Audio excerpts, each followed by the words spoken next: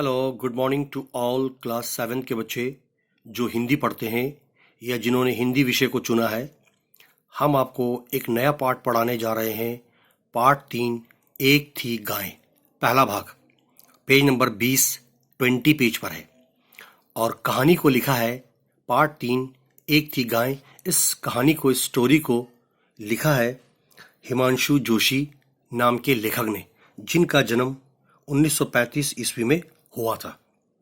हिमांशु जोशी एक अग्रणीय कथाकार, एक कहानीकार रहे हैं और 40 वर्षों से सृजनात्मक लेखन में सक्रिय। अभी भी वो कहानी या स्टोरी लिखने में बिजी है।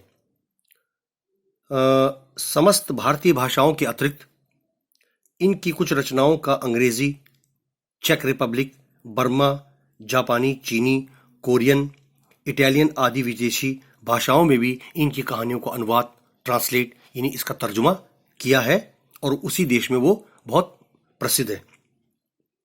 इन्होंने कगार की आग, समय साक्षी, अरण्य, महासागर, अंततः कहानी संग्रह, अग्नि संभव, नील नदी का वृक्ष आदि इनकी प्रमुख रचनाएं हैं।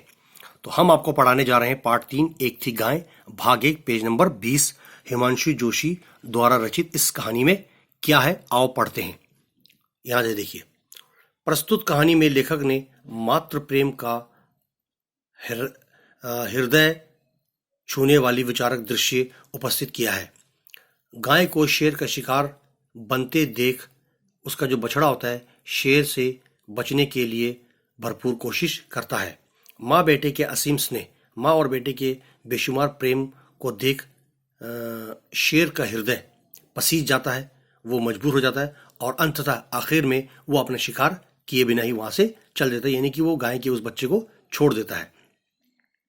विद्यार्थियों में अपने साथ रहने वाले व्यक्तियों के प्रति आत्मीयता का, अपनापन का भाव भरना, माता संतान के परस्पर स्नेह का आदर करना, इन तमाम चीज़ों को समझकर अपने घर परिवार में भी वैसी ही भावना रखना, ये बताना कि प्रेम के सामने हिंसा भी घुटने टेक देती है। जीव जंतुओं यानी पशु पक्षी जानवर, विशेष रूप से गाय, खास तौर से गाय के बारे में, जैसे परोपकारी, भलाई करने वाली पशु के प्रति किसी प्रकार की निर्दयता न बरसना आदि को उजागर करते हुए हिमांशु जोशी ने एक थी गाय के बारे में वर्णन किया है।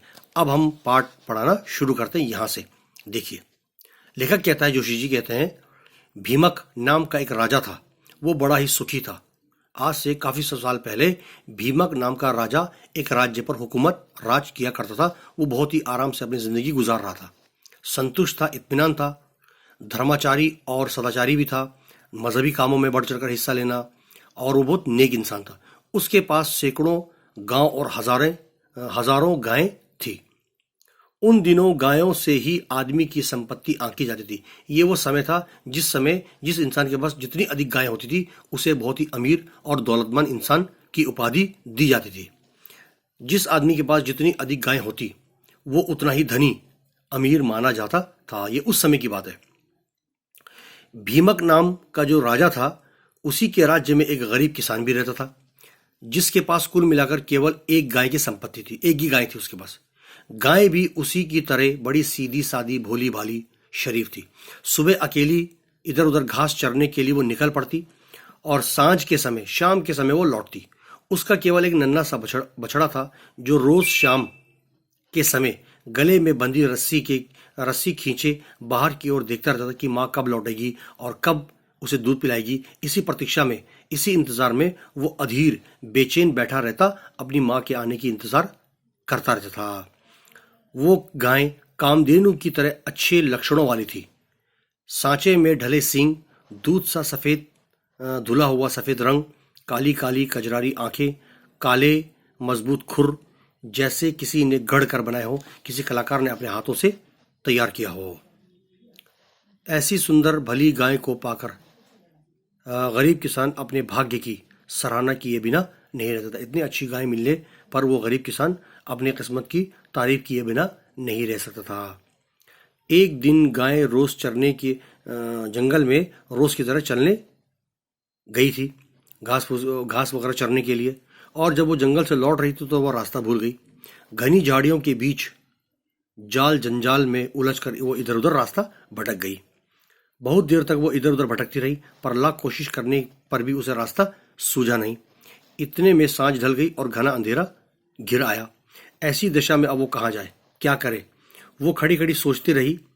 घर में बछड़ा उसे रंभा रहा होगा, उसका बच्चा या उसे याद करके चिल्ला रहा होगा, भूख से वो तड़प रहा होगा, दिन भर का भूखा प्यासा। फिर जंगल में अनेक हिंसक पशु भी तो रहते हैं। ये तमाम बातें उस गाय के मन में, उसके मस्तिष्क में, उसके दिमाग में वो सोच रही थी इन तमाम बातों को लेकर। तो ये था हमारा पेज नंबर 20 का एक थी गाय का पहला भाग। दूसरा भाग हम आपको कल पढ़ाएंगे। तब तक आप इन्हें पढ़ते रहिए और समझते भी रहिए। बहुत बहुत धन्यवाद।